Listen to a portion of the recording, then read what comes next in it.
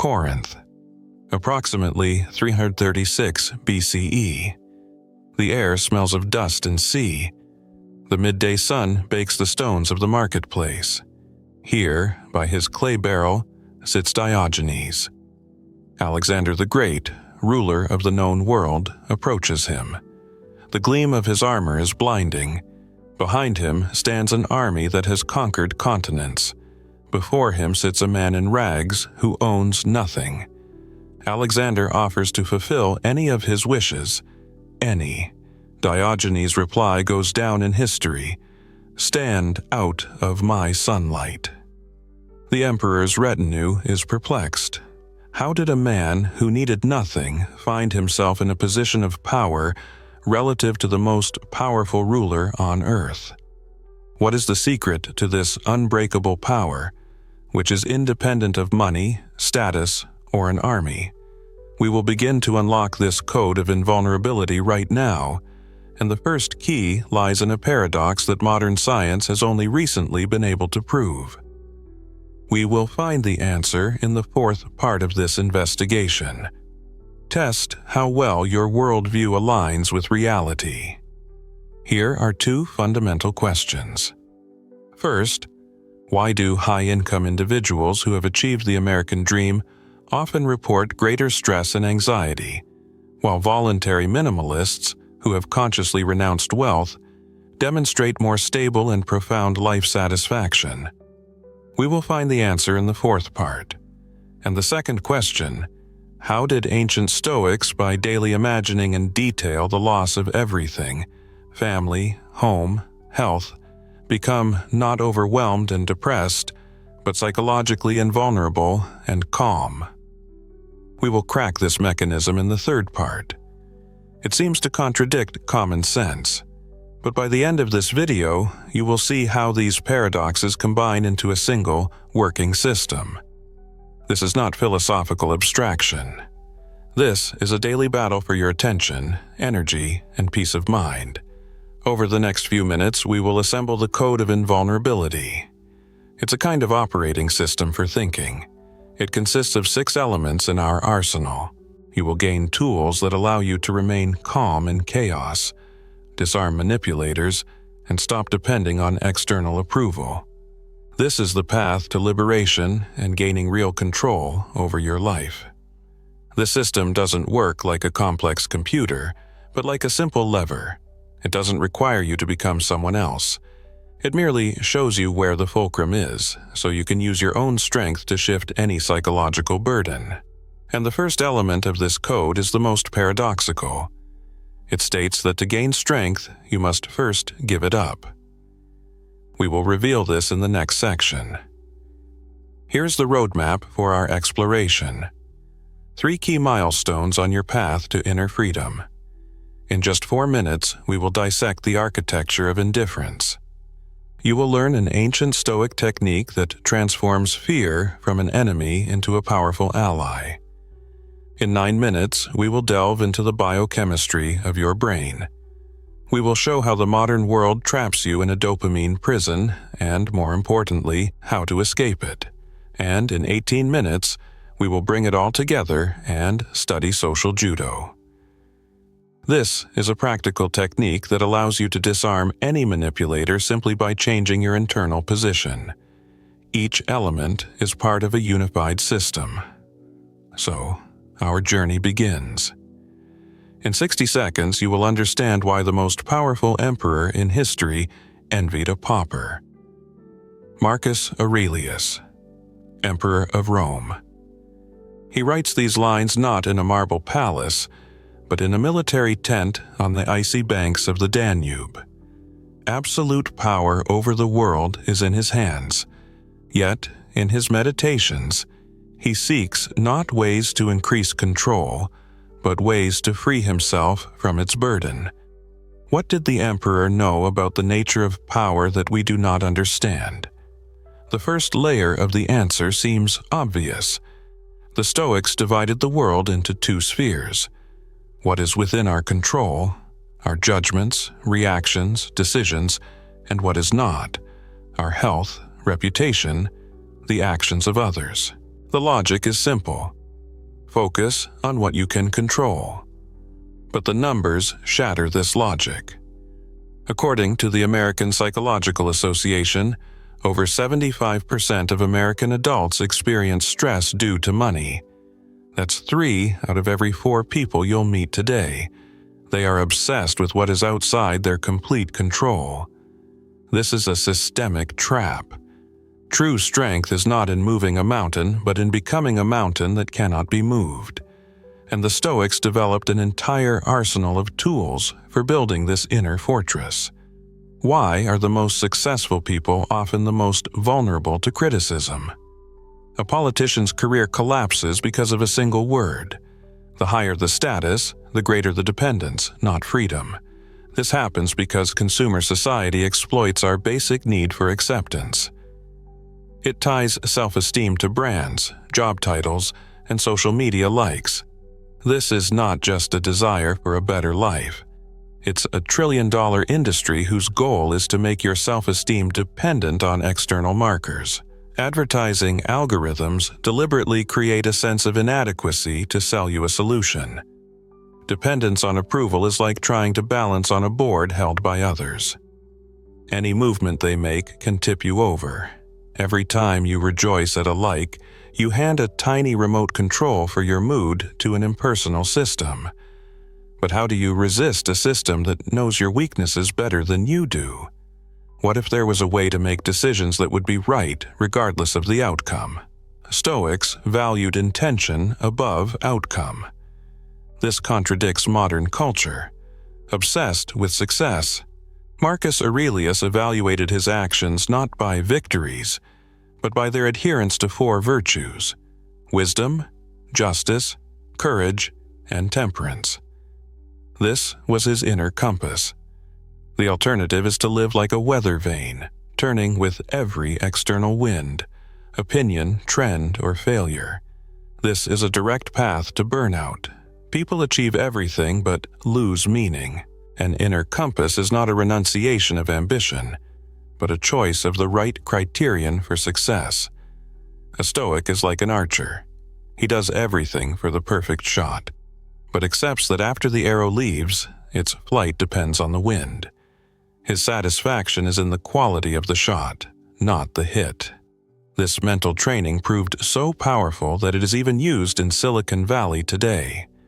What if the fear of failure is not an innate feeling, but an acquired bug in our programming? Stoics trained themselves to describe events without emotional evaluations. Not, "I messed up the presentation, it's a disaster," but "I stumbled 3 times during the speech." This seems like a simple game of words, but 90% of the suffering from failure is caused not by the event itself, but by our story about it. This story paralyzes and kills creativity. Most people live in a prison made of these stories. Giving up control over the outcome transforms life from a court hearing, where you are constantly being judged, into a scientific laboratory where every failure is a valuable experiment. You become a researcher, not a victim. The Stoics created psychological armor, but they did not know that the main enemy was already inside the fortress, and its name is dopamine. How do daily thoughts of disaster make a person happier, rather than lead to a panic attack? This contradicts the entire positive thinking industry. The Stoics called this practice premeditatio malorum, a morning meditation on worst-case scenarios. Losing a job, betrayal, illness. At first glance, it seems like a form of self-torture, but the mechanism here is different. It's a psychological inoculation. This practice works like cold water hardening. The first contact with cold is a shock, but regular controlled immersion teaches the body not to panic, but to adapt. The Stoics weren't afraid to lose everything because they mentally lost it every morning. This had 2 effects. It made them incredibly grateful for what they had right now, and absolutely invulnerable to future losses. But this was only defense. They also had an offensive strategy. Why would a person who can sleep on a featherbed voluntarily sleep on the floor? Seneca, one of the wealthiest men in Rome, regularly practiced asceticism. For several days, he deprived himself of accustomed comforts, sleeping on a hard surface, eating simple food, wearing rough clothes. This wasn't just willpower training. Each such act proves to your brain, I can survive without this. My well-being does not depend on external conditions. This gradually destroys thousands of invisible fears that dictate our behavior. I'm afraid of catching a cold. I can't live without coffee. I won't leave the house in the rain. Every cold shower or skipped dessert is not a deprivation, but an act of gaining freedom. You are not losing comfort. You are buying invulnerability. This expands your comfort cage until it disappears entirely. The Stoics created these tools for the mind, but what if our very biology works against us? Marcus Aurelius wrote, "The impediment to action advances action. What stands in the way becomes the way." This sounds like a beautiful but impractical aphorism. How can getting fired from a job be the way? The Stoics used a three-step mental alchemy. First, objective perception, separating fact from the panic-inducing story about it. Second, seeking opportunity, asking, what virtue can I demonstrate here? Patience, courage, creativity. Third, action. The alternative is a victim mentality, a culture of blame, and learned helplessness. This mental model transforms life from an obstacle course that needs to be run into a gym. Each obstacle is equipment for strengthening a specific character muscle. The problem ceases to be an enemy. It becomes a coach. This philosophy seems unbreakable, but it can shatter against an invisible wall built into our brain. How are all these techniques connected? This isn't a collection of disparate advice. It's a unified operating system for the mind. The dichotomy of control is its core, determining where to allocate resources. Premeditatio malorum is an antivirus, protecting against fear. Voluntary discomfort is an update, expanding the system's capabilities. And transforming obstacles is an error-handling program. When all elements work together, they create a positive feedback loop. The less you fear loss, the easier it is to accept discomfort. The easier you accept discomfort, the simpler it is to see opportunities and obstacles. This is an engineering approach to the psyche. We've learned to manage thoughts, but what if we are actually controlled by chemical reactions that we are unaware of? Research proves that a year after winning the lottery, winners' happiness levels return to their baseline. This is a direct answer to the question we asked at the beginning. The entire idea that more money, things, and experiences will make us happier is a fundamental error. Its scientific name is hedonic adaptation. Our brain quickly gets used to a new level of pleasure and begins to consider it the norm. The first cup of coffee invigorates. The 100th merely returns us to a normal state. But this is not just a bug in our system. The entire modern economy is built on exploiting it. Social media, the gaming industry, fast food, these are giant machines designed to keep you on this treadmill. You cannot win this game by trying to run faster. The only way to win is to get off the treadmill. It turns out that the main pleasure hormone is actually responsible not for pleasure, but for something far more insidious. Dopamine, often called the happiness molecule, does not bring happiness. Why do we continue to scroll through feeds or eat unhealthy food, even when it no longer brings joy? The common model is simple. Dopamine is a reward. But the latest research in neurobiology shatters this idea. Dopamine is a molecule of motivation and anticipation. It doesn't cry how good, but I want more. That's why the anticipation of a vacation is often more pleasant than the vacation itself. This system was created for survival, for finding food and partners, not for satisfaction. The social media feed is the perfect dopamine drug. The unpredictability of the next post makes us scroll endlessly like a rat pressing a lever. The solution is not in seeking stronger stimuli, but in shifting to other neurotransmitters, serotonin, oxytocin, endorphins. They are responsible for calm and connection. There is a practical way to reset this system. Why is it so hard for us to sit down with a complex book, but so easy to spend an hour on short videos? The answer lies in two types of dopamine.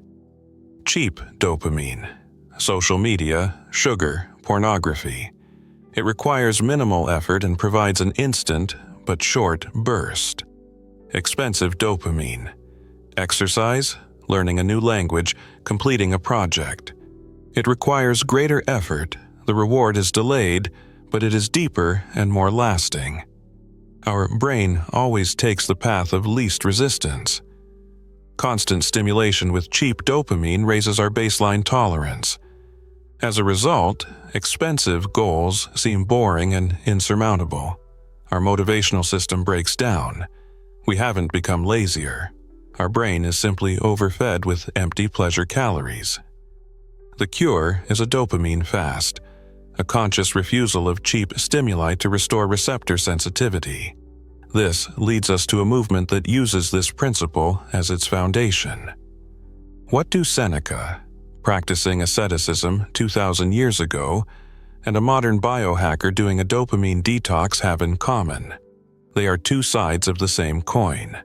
The Stoic practices we discussed were intuitively discovered methods for managing the dopamine system. They lowered the baseline level of stimulation, making the brain more sensitive to simple pleasures. The taste of bread, the warmth of the sun. Now we can scientifically explain why this works. It's not willpower, it's a targeted work with neurochemistry.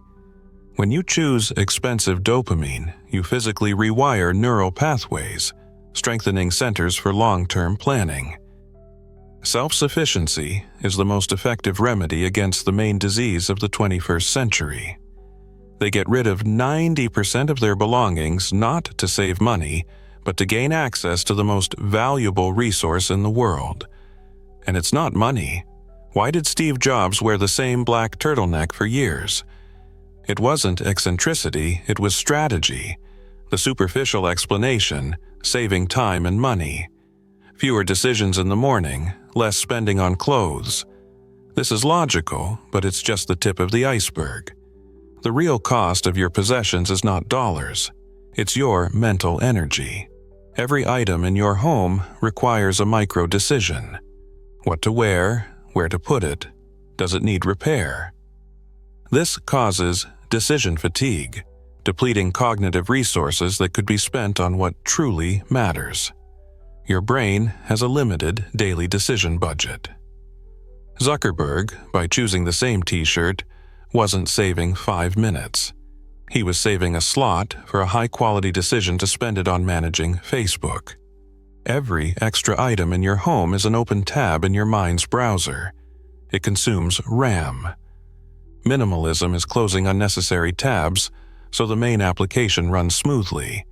It turns out that refusing purchases is not just saving, but an act of quiet rebellion. The average American home contains 300,000 items.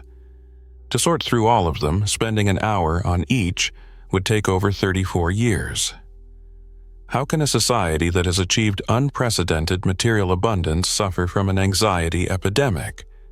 The popular answer is conscious consumption. Buy only what brings joy. But this is not just personal wellness advice. It's a philosophy of resistance. The consumer economy is a giant vacuum cleaner, sucking your resources, time, money, attention, through imposed desires. Advertising, credit, Black Fridays, these are its tools. Every time you say, "I don't need this," you strike a micro blow against this system. Minimalism is a declaration of independence. You are stating, "My happiness and my self-esteem are not for sale." You transform from a passive consumer who is controlled into an active citizen who votes with their wallet for a different value system. What was the last thing you bought that truly changed your life for the better? We all know we need to get rid of clutter, but when it comes down to it, every item seems useful or might come in handy. Why is it so hard to let go of things we don't use? The popular advice to get rid of anything you haven't used in a year often doesn't work due to emotional attachment. There's a more powerful tool, the 90-90 filter. This isn't a rule, but a diagnosis of your thinking. Ask 2 questions about an item. Have I used this in the last 90 days? Will I use this in the next 90 days? If the answer to both is no, the item goes. This shifts the focus from a vague someday to concrete reality. This filter works not only for things, but also for commitments, subscriptions, and even relationships. It forces you to confront your optimistic future self who lives in the future, and face your realistic present self who lives here and now. This isn't cleaning, it's synchronizing your life with your real priorities. What if, in the 21st century, the sign of wealth isn't a packed garage, but an empty calendar? How did free time and attention become more valuable than material assets? Minimalism frees up financial resources. But it's more than that. It's a fundamental shift in the definition of wealth. Old wealth was possessing things. New wealth is possessing your time and attention. In the attention economy, where corporations battle for your clicks, the ability to concentrate on your own priorities is a superpower. The average CEO reads 60 books a year, while the average person reads only 4. Minimalism isn't about asceticism. It's about maximalism in what matters most. You consciously reject 99% of non-essential noise to invest 100% of your resources in the 1% that is most important. Your life transforms from a supermarket where you aimlessly wander into a surgeon's workshop where every tool serves a single purpose. And now, let's look at the man who didn't even have a workshop, only a barrel. We return to Corinth, to the man in the barrel. Why has this story, where literally nothing happened, survived millennia? Because it's not just a daring reply, it's a demonstration of the complete collapse of the standard model of power. Power works through 2 levers, the desire for reward and the fear of punishment. Alexander offered a reward, but Diogenes had no such levers. Nothing could be offered to him because he wanted nothing. Nothing could frighten him because he had already renounced everything that could be lost. Trying to influence him was like trying to grasp a ray of light. The entire might of an empire proved useless before a man who controlled his desires. This is the Diogenes effect. Your vulnerability is directly proportional to the number of things you cling to. The request to not block the sun is an assertion that he already possesses the most valuable thing, and it is free. But this invulnerability is not just protection. It becomes a tool that completely changes the rules of the game with those who try to control you. This is a direct answer to the first question we asked. Why do people who achieve the American dream report more stress?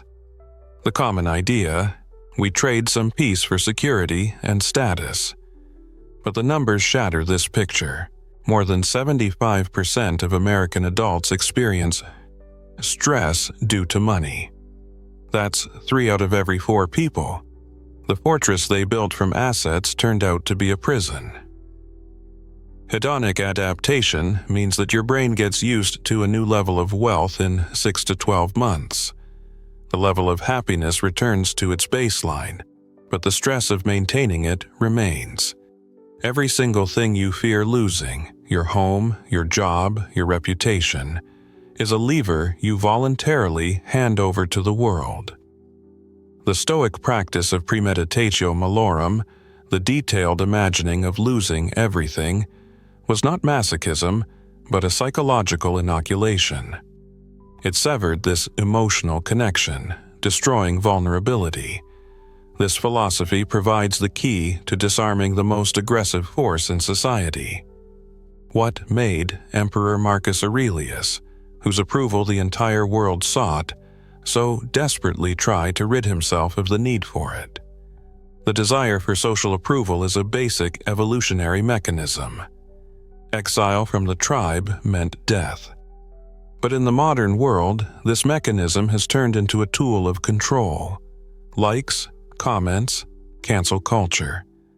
Billions of people found themselves in a digital tribe where the fear of condemnation and the craving for approval govern their behavior. The need for approval works like hunger. In ancient times it was vital, but in a world of abundance, it becomes a cause of illness. Diogenes, who violated all social norms, was freer than the emperor in his palace because he amputated this need. He calmly ate in the marketplace, which was considered the height of shamelessness. This was not outrageous behavior. It was a demonstration of freedom from invisible social cages. Do you notice how the fear of judgment prevents you from doing what you believe is right? Why has Stoicism become popular among Silicon Valley CEOs, people who are shaping the future? The superficial answer: it's a stress management system. But this misses the main point. It's not about productivity, but about creating an invulnerable inner citadel. While society teaches us to build an external fortress of money and status, the Stoics built an internal one, of principles and control over perception. This fortress cannot be destroyed by a market crash or failure. An external fortress is like a ship with huge sails but no ballast. It's fast in good weather, but the first storm will capsize it. An inner citadel is heavy ballast in the hold. The ship will maintain stability in any storm. The Diogenes effect is not a call to poverty, but to building such inner strength that external acquisitions become a pleasant bonus, not a necessity. Now that we understand the source of invulnerability, we are ready to move to the culmination: how to use this power to disarm any manipulator. This is social judo. How can one win a social game by completely refusing to play by its rules? A manipulator always looks for a lever to pull. Their arsenal consists of 3 tools: flattery, which attacks your need for approval; threats, which strike at your fear of loss; and guilt, which exploits your desire to be good. Against an ordinary person, this works flawlessly. But this tactic shatters against the armor of self-sufficiency. Flattery is powerless against someone whose self-esteem is internal.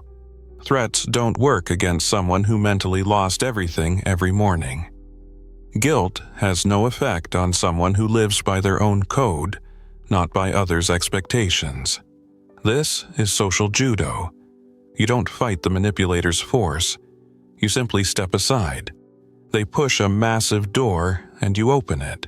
They fall through by inertia, losing their balance. But what if the manipulator isn't another person, but your own desires imposed by society? Why do many people, after receiving a large salary increase, feel even less free a year later? This is the paradox of the golden cage, known as lifestyle inflation. The logic of consumer society is simple. As income grows, so should expenses. A new house, a more expensive car, a status watch. This is an illusion of moving upward, but the numbers shatter this illusion. The average American credit card debt exceeds $6,500. This is equivalent to 140 hours of work at an average salary. Almost a month of life is spent just paying interest on past consumption. A person becomes even more dependent on their job, because losing it would lead to the collapse of their entire status. A self-sufficient person hacks this system. They consciously do not increase expenses as income grows. The difference becomes a freedom fund. This fund allows them to say no to a toxic boss or an unprofitable project. This is judo against financial slavery. And this same principle works in the most important area. Why do the most passionate and dependent relationships often end in disaster? Because culture romanticizes the idea of fusion, where two become one. We look for a soulmate to complete our incompleteness. This model creates fertile ground for emotional blackmail. Phrases like, "If you love me, you must," jealousy as a means of control, and the fear of abandonment as the main lever of manipulation. A person who fears loneliness is willing to sacrifice their boundaries and values. A self-sufficient person enters a relationship not out of need, but out of choice. They offer their partner not an empty cup that needs to be filled, but a full one from which to share. This completely disarms manipulation. You cannot blackmail with leaving someone who is not afraid of loneliness. Dependent relationships are like ivy that strangles a tree. The union of self-sufficient people is two trees growing side by side. Their roots are independent, but their crowns touch. How can completely refusing to fight for status be the most winning strategy? The accepted model of success is endless competition. You have to be better, faster, richer. Career ladders, social hierarchies. These are elements of a big game that most people are involved in. But this game, by definition, cannot bring satisfaction because of the hedonic treadmill. There will always be someone more successful. This race exhausts and forces one to betray their values. A person who has mastered all the elements of our arsenal simply opts out of this game. They don't fight for status because their self-esteem is internal. They don't chase money beyond what's necessary because they value freedom above luxury. They stop being a piece on someone else's chessboard and become a player in their own game by their own rules. This is absolute freedom. Now that we have all 6 keys, let's assemble them into a unified operating system of invulnerability. Everything we've discussed is not a set of tips. It's the assembly of a single mechanism. First, we laid the foundation. Giving up external control provides internal control. Then we got the blueprints for an inner fortress from the Stoic arsenal. We understood how dopamine biochemistry hinders construction, and how minimalism clears the sight of everything that makes us vulnerable. The Diogenes effect is the finished, impregnable citadel, and social judo is a way to use its power in the external world. These 6 elements are not separate tools. They are a unified operating system of thinking. Remove one, and the entire structure weakens. At the very beginning, we asked several questions. Now, we are ready to give definitive answers. Why, in a society built on consumption, does the renunciation of desires become a source of absolute power? Because the system of consumption controls us through our desires and fears. By destroying desires and working through fears, we deprive the system of all levers of pressure. We transform from a puppet into an invulnerable observer. We asked why the rich don't become happier. The answer is hedonic adaptation. We asked how to resist pressure. The answer is social judo. Did you recognize in these traps the very chains that prevented you from feeling truly free? We are back in Corinth. But now it's not an anecdote, but a clash of 2 universes. Alexander's universe, external, dependent on armies and gold. Diogenes' universe, internal, self-sufficient, dependent only on his perception. Alexander, who owned the world, was a slave to his empire. He had to defend and expand it. Diogenes, who owned nothing, was truly free. Alexander saw only a poor old man, but felt that his power was useless here. Diogenes, on the other hand, saw not an emperor, but simply a man whose shadow stole the warmth of the midday sun from his face. You stand before a similar choice. Continue to build an external empire that will enslave you, or erect an inner citadel that will set you free. And you can take the first step in that choice right now. To begin the transformation, you need to define the battlefield. All our analysis shows that there are two possible sources of problems: external and internal. After everything you've seen, what is the main source of modern unfreedom? Option 1. The external pressure of a consumer society with its advertising and cult of success. Option 2. Our internal inability to control our desires and impulses.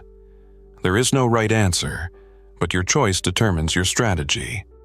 If you believe the main enemy is outside, write society in the comments. If you are sure the battle must be fought within, write desires.